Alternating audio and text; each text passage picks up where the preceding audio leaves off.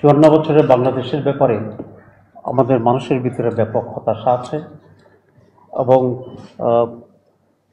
তারা কিছুটা হলেও বঞ্চিত এবং এই জাতি একটি বীর জাতি।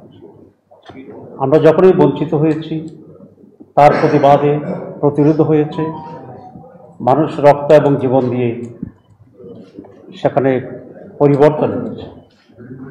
আমরা যেটা 47 সালে দেখি আমরা স্বাধীন হয়েছিলাম কিন্তু স্বাধীনতা পাইনি। আমরা 71 সালে দীর্ঘ সংগ্রাম লড়াই যুদ্ধ করে শহীদ হয়ে স্বাধীনতা অর্জন করেছিলাম কিন্তু স্বাধীন হইনি। আমরা আবার জুলাই আগস্ট বিপ্লবের মাধ্যমে একটি দ্বিতীয় স্বাধীনতা বা নতুন স্বাধীন বাংলাদেশ পেয়েছি। আসলেই স্বাধীন কিনা এটা সময় বলে দেবে। এবং এইসব ব্যত্যয়গুলো হয়েছে রক্ত জীবনের বিনিময়ে। আমরা যারা নেতৃত্বে ছিলাম বা যারা নেতৃত্বে ছিল তারা মানুষের ত্যাগ এবং প্রয়োজনকে সঠিকভাবে অনুধাবন এবং মূল্যায়ন করে পদক্ষেপ নিতে ব্যর্থ হয়েছে। আমরা আশা করি এই যে পরিবর্তন এবার হয়েছে বা যেটাকে আমরা সুযোগ বলছি, অপরচুনিটি বলছি, এটা যেন অতীতের মতোই আবার হারিয়ে না যায়। এবং সেই জন্যেই আমাদেরকে অনেক বেশি সাবধান হতে হবে, প্রয়োজনে কিছুটা খানিকটা কঠোর হতে হবে এবং প্রয়োজনে মৌলিক বিষয়গুলোকে পরিবর্তনের জন্য সংশোধনের জন্য ভূমিকা পালন। বাংলাদেশ জামাত ইসলামী এবং অন্যান্য দল, বিশেষ করে দেশের সকল মানুষই জুলাই আগস্টের পরিবর্তনে ব্যাপক ভূমিকা পালন করেছে। এরকম মেসিভ এবং অল স্পেকট্রাম পার্টিসিপেশন অতীতের আন্দোলনগুলোতে কিন্তু হয়। এখানে শিশুরা এসেছে, বৃদ্ধরা এসেছে, বৃদ্ধরা এসেছে, যুবকরা এসেছে, শিক্ষিতরা এসেছে, অশিক্ষিত এসেছে। 5 আগস্টের পরিবর্তনের পরে ঢাকা মেডিকেল কলেজে আমরা গিয়েছিলাম, আমির জামাত ডক্টর শফিকুর রহমান সাহেব সহ হসপিটালে দেখার জন্য। সেখানে 80% পঙ্গু এবং আহত ছিল ফেরিওয়ালা, রিক্সাওয়ালা, দিনমজুর, সাধারণ মানুষ। আমি পার্সোনালি অবাক হয়েছে, আই ওয়াজ সারপ্রাইজ যে এই সাধারণ মানুষরা এই হারে এই আন্দোলনে অংশগ্রহণ করেছে, ঝুঁকি নিয়েছে, স্যাক্রিফাইস করেছে। এটা কিন্তু পত্রপত্রিকায় ওই প্রপোর্শনটা আসে, কিন্তু প্র্যাকটিক্যালি গিয়ে দেখলাম যে সাধারণ মানুষরাই, গরিবেরাই, সাধারণ আয়ের মানুষেরাই এই আন্দোলনে ব্যাপক ভূমিকা পালন করছে। আমি তাদের প্রতি কৃতজ্ঞতা জানাই, শহীদদের আত্মার মাগফিরাত কামনা করি এবং এখনো যারা বঞ্চিত, পঙ্গু এবং নানাভাবে নির্যাতিত আছে, আমি সরকারের কাছে দাবি জানাবো তাদেরকে যথাযথভাবে দেখার জন্য। যারা আহত হয়ে আছে তাদের সঠিক চিকিৎসার ব্যবস্থা গ্রহণ করার জন্য। যারা সব কিছু হারিয়েছে তাদেরকে রিভিলেট। আমি মনে করি এই সরকারের আরও বেশি কিছু করার আছে এবং সেটা করবে।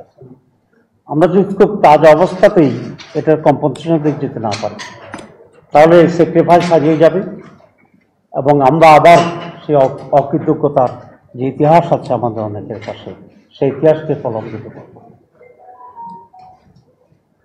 আমি দৃঢ়ভাবে এই কথা বলতে চাই, বাংলাদেশ জামাত ইসলামী কতিপয় বিষয়ে খুব দৃঢ় এবং অঙ্গীকারবদ্ধ।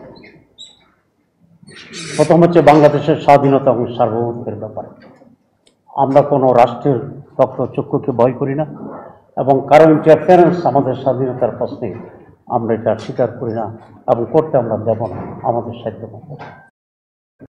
2 নম্বর, ক্রেডিবল এবং সাস্টেনেবল ডেমোক্রেসির ব্যাপারে জামাত অঙ্গীকারবদ্ধ।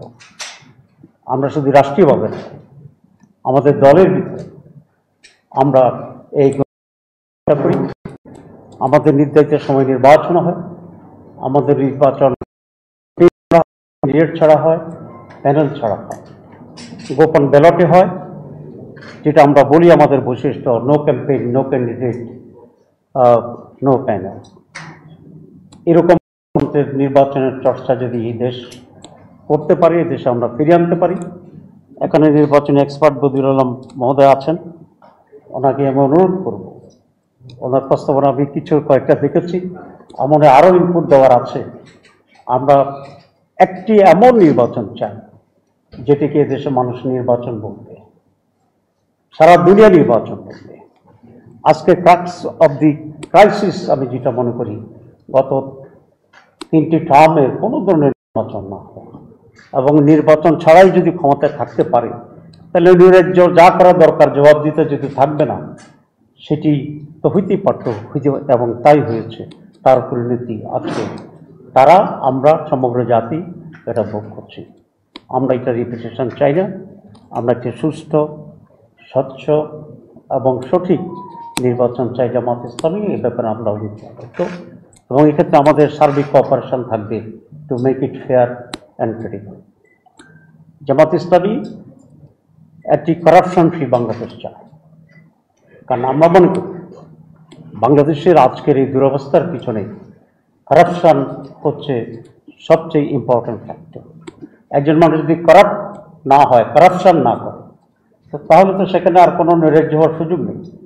ভোট ছাড়া নির্বাচিত হওয়ার বড় করাপশন, পরিশ্রম ছাড়া টাকা আয় করা বড় করাপশন, দুর্নীতির নামে ডেভেলপমেন্টের টাকা নিজে নিয়ে নেওয়া বড় বড় করাপশন।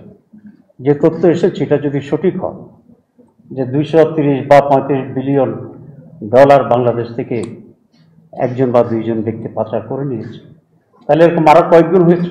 এই টাকাটি যদি এখানে শিক্ষার জন্যে, স্বাস্থ্যের জন্যে, খাদ্যের জন্যে, বাসস্থানের জন্য, উন্নয়নের জন্য, যাতায়াতের জন্য যদি ব্যয় হতো, তাহলে বাংলাদেশ আজকে এই পর্যায়ে থাকতো না। আমরা অটোমেটিক্যালি অনেক বেশি এগিয়ে যেতে পারতাম। সুতরাং এই corruption free society in Bangladesh, এটি আমাদের সিরিয়াস ডিমান্ড এবং অঙ্গীকার। আমরা চাই একটি উন্নত শিক্ষার তৈরি করা এবং মোরাল বেসড, অ্যাকাউন্টেবিলিটি বেসড, জবাবদিহিতার সমস্যা আজকে সবচেয়ে বড় সমস্যা, নৈতিকতার সমস্যা আজকে সবচেয়ে বড় সমস্যা। সুতরাং এই নৈতিকতা নির্ভর একটি উন্নত শিক্ষার আলোকিত সমাজ বাংলাদেশ জামাত ইসলামী করতে চায়। এই ব্যাপারে আমরা অঙ্গীকার করতে আছি।